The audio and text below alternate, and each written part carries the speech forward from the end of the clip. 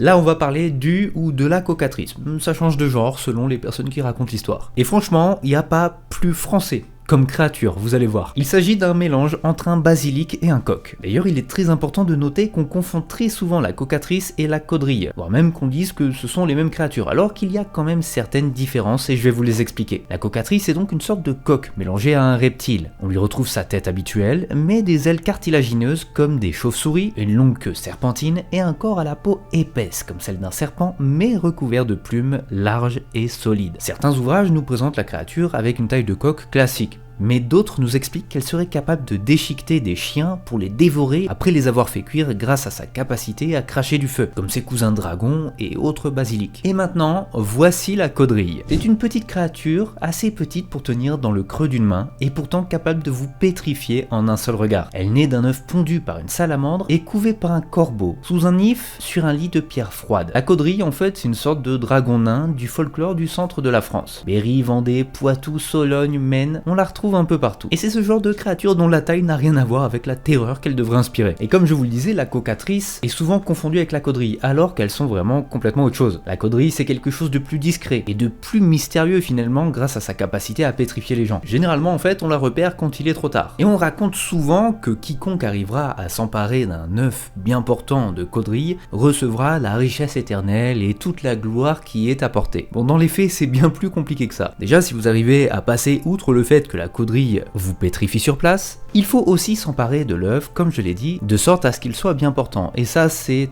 très compliqué. Si vous arrivez trop tôt, l'œuf est mou et crève dans la main. Si vous arrivez trop tard, l'œuf est trop dur et n'éclora pas. Au final, la caudrille et la cocatrice n'ont en commun que la taille qu'elles font. Et encore, la caudrille fait la taille d'un moineau, alors que la cocatrice d'un coq. Ce qui est quand même assez différent quand on regarde deux images des animaux comparées. Mais dans tous les cas, c'est pas parce que ce sont de petites créatures qu'elles n'en sont pas moins dangereuses.